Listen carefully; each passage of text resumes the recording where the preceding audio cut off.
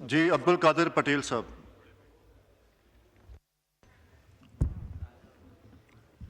Sir बहुत शुक्रिया।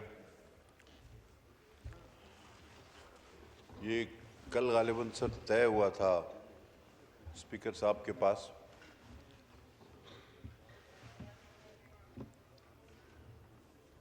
कि हम जो एक अजीम और तारीखी फतेह पाकिस्तान को मिली है उस पर अपने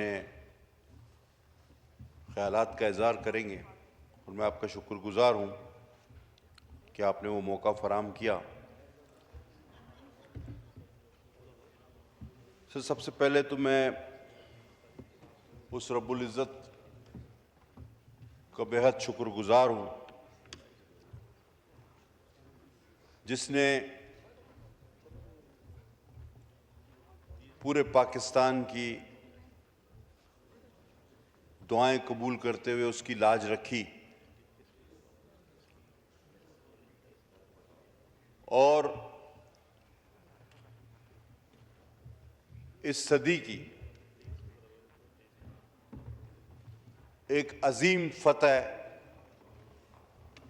इस मुमलकत खुदादाद पाकिस्तान को अता फरमाई।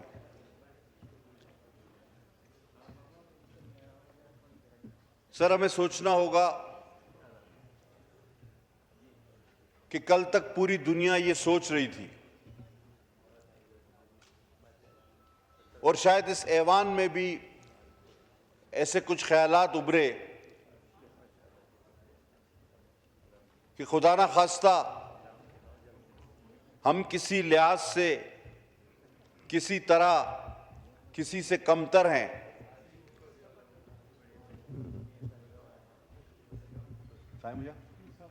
माफ कर दो।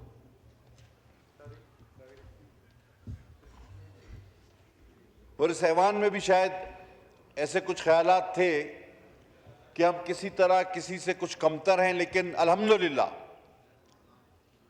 अल्हम्दुलिल्लाह इस ऐवान में मौजूद तमाम जमातों ने, इस मुल्क की सारी सियासी कुव्वतों ने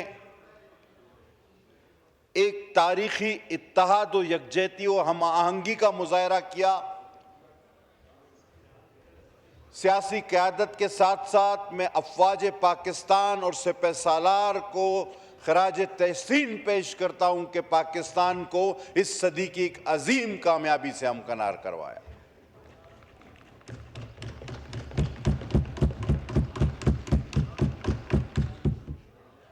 और कौम पाकिस्तान का सर, हम सब का सर फख्र से बुलंद है। आज हमने भारत पर सिर्फ नहीं बल्कि पूरी दुनिया पर साबित कर दिया है कि अव्वल उसूल तो हमारा ये है कि हम जंग नहीं चाहते, हर तरह से जंग से बचना चाहते हैं, दूर रहना चाहते हैं, अमन के दाई हैं। लेकिन अगर दूसरी जानिब हम पर जंग मुसल्लत की गई तो फिर हमारे पास दो ही बातें हैं, वतन या कफन, आजादी या मौत। इसके अलावा फिर तीसरा कोई ऑप्शन हमारे पास नहीं। कल मैं सुन रहा था तकरीर इंडिया के वजीर आजम सरेंद्र मोदी की, नरेंद्र सॉरी, मैं सरेंद्र मोदी से मेरे मुंह से नहीं, उनकी मैं तकरीर सुन रहा था। वो कह रहे थे कि हम किसी एटमी ब्लैकमेलिंग में नहीं आएंगे और मैं उनको वाज़े तौर पे कहना चाहूंगा कि हम कोई भी ब्लैकमेलिंग नहीं कर रहे और आप कसम उठवा लें, कोई वादा ले लें कि ये हरगिज ब्लैकमेलिंग नहीं है, ये तो सीधा और साफ मैदान में रखी हुई बात है कि 1 और 10 का रेशो है। ये अलग बात है कि ये जो 1 हैं ये अल्लाह अकबर वाले हैं, ये नारा रिसालत वाले हैं, नारा हैदरी वाले हैं, वरना रेशो तो 1 और 10 का है। अगर आप जो रिवायत रही है किसी तरह रात के अंधेरे में इस मुमलिकत खुदादात पर कोई बड़ा हमला खुदा ना खास्ता कर बैठे, तो मैं उस सूरत में ये वाज़े तौर पे बताना चाहता हूं कि ये ब्लैकमेलिंग नहीं है, ये इंतबाह है, ये वार्निंग है कि पाकिस्तान को कभी मैली आंख से नहीं देखना। हां, दहशतगर्दी के हम भी खिलाफ हैं। आपने क्या दहशतगर्दी देखी? हम 1,70,000 से 1,00,000 लोग मरवा बैठे, शहीद हो गए हमारे लोग। क्या दहशतगर्दी आपने देखी? हमारी ना मस्जिदें महफूज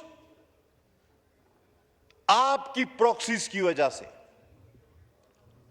ना हमारी इमाम बारगाहें महफूज आपकी प्रॉक्सी की वजह से।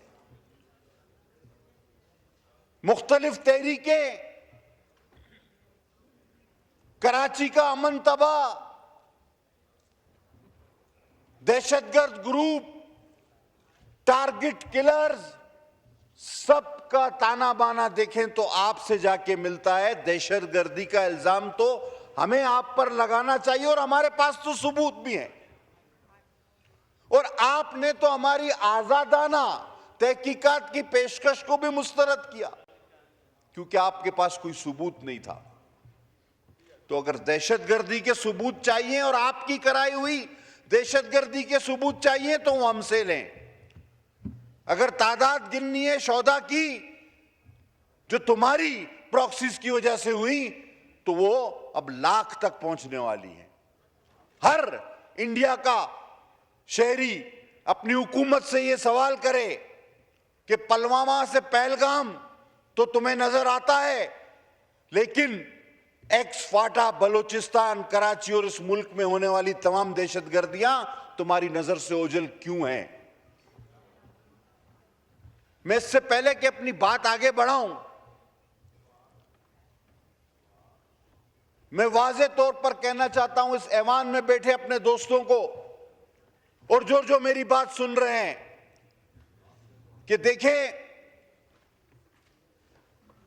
मोदी इस वक्त शिकस्त खोरदा है और इस आदमी की तारीख रही है। मैं सिर्फ एक आदमी की बात कर रहा हूं इसकी। आप गुजरात देखें या दूसरे वाकयात पे इसकी मुहिम जोई देखें, ये अपनी सियासी शोहरत के लिए हमेशा लाशें मांगता है, लाशों पर सियासत करता है।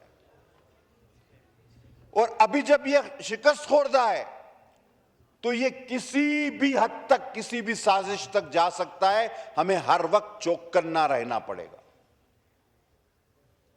सीज फायर अपनी जगह, जंग बंदी अपनी जगह, लेकिन आज उस मुल्क के अंदर से जो आवाजें उठ रही हैं, मोदी का चेहरा बेनकाब हो रहा है, वो अपनी फेस सेविंग के लिए किसी भी खतरनाक हद तक जा सकता है और हम उसका जवाब देने के लिए भी पूरी तैयार बैठे हुए हैं।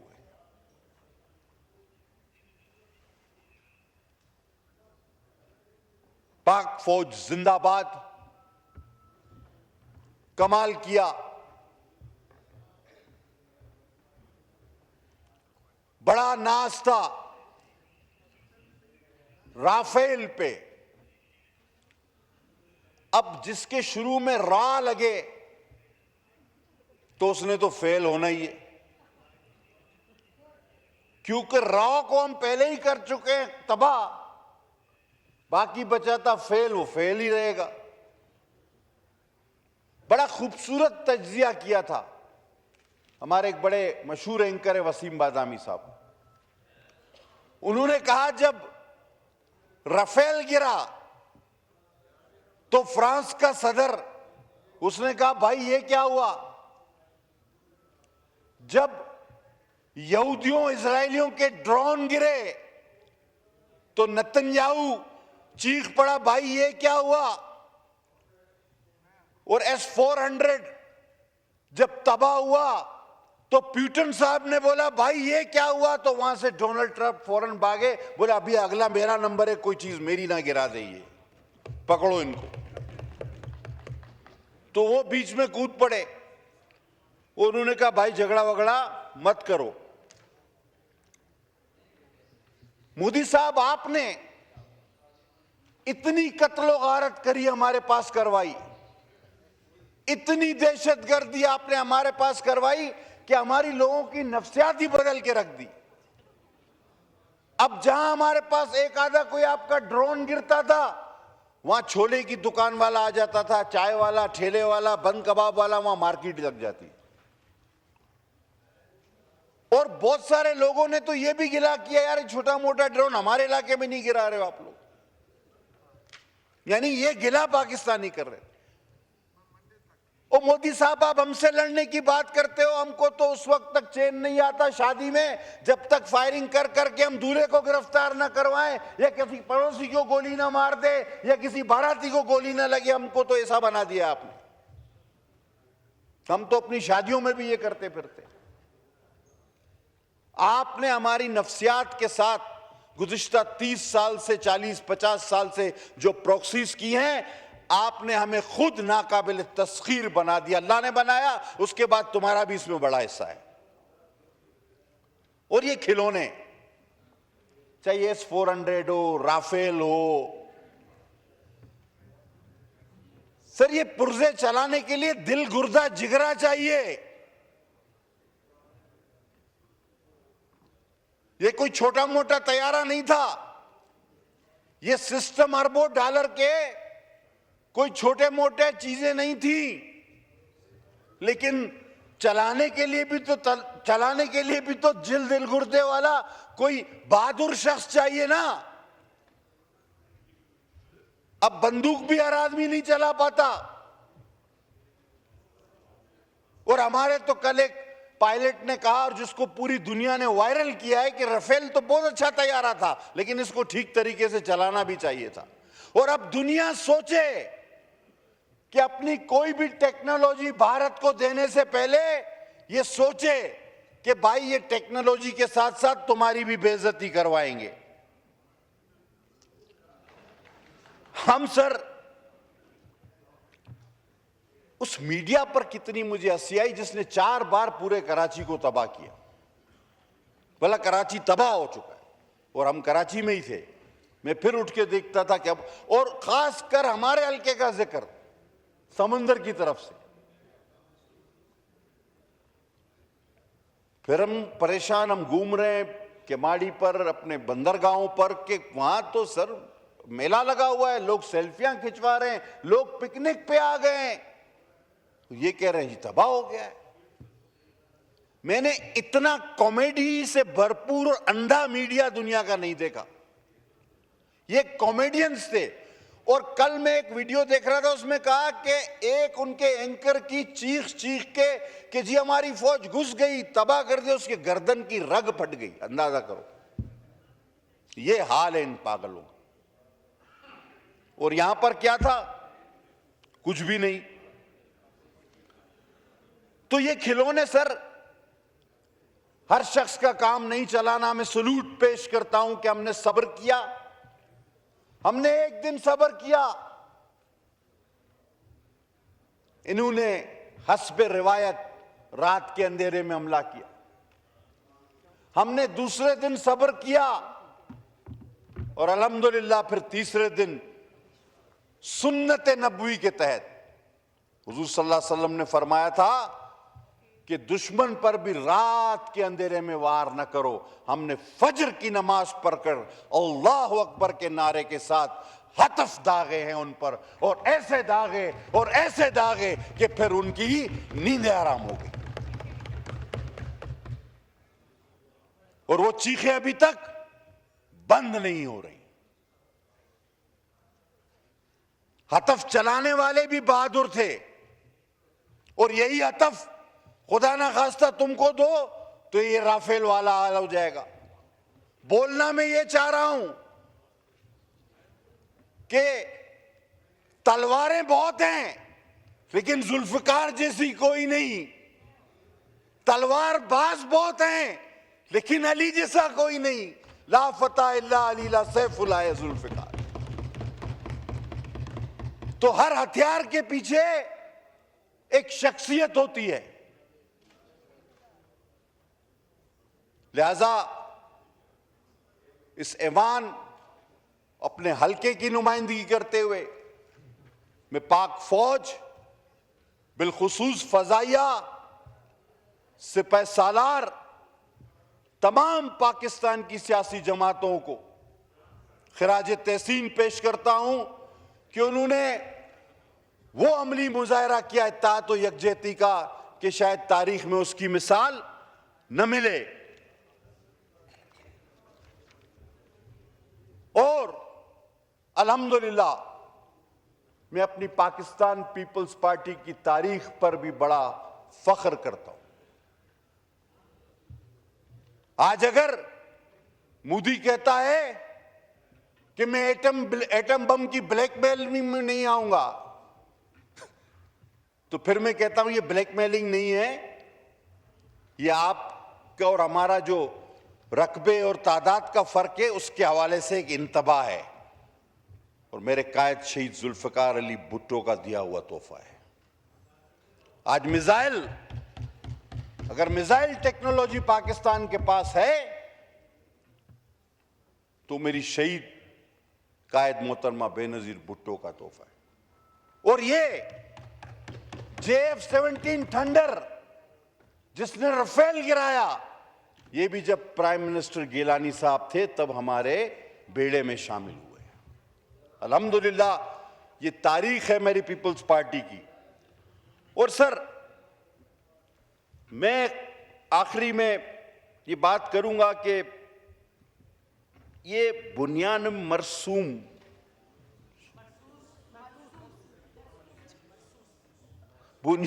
मरसूस आपने ऐसा नाम रख दिया।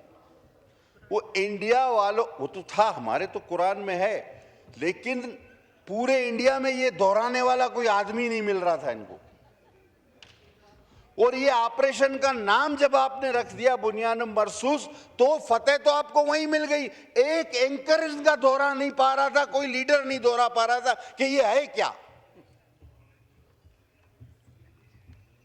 और अच्छा हुआ हमारी भी थोड़ी बचत हो गई, क्योंकि हमारे भी कुछ लोग खातमुन नबीयीन तक नहीं बोल सकते, तो वो इधर होते तो क्या बोलते। फिर थोड़ी बचत अल्लाह ने की, बंदा चेंज था। वरना अगर आप सोचो वही होता तो फिर क्या होता।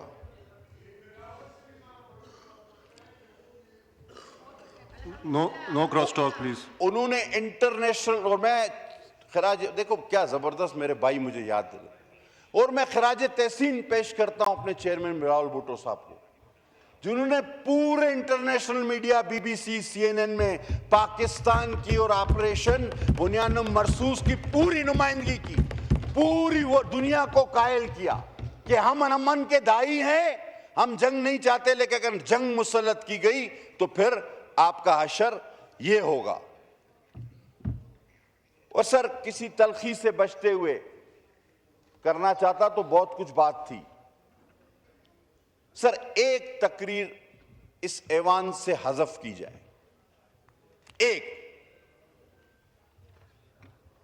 बैरिस्टर गौर साहब ने बड़ी अच्छी तकरीर, बड़ी अच्छी बातें, कौम को हौसला दिया, हर शख्स ने तकरीबन अच्छी बातें की।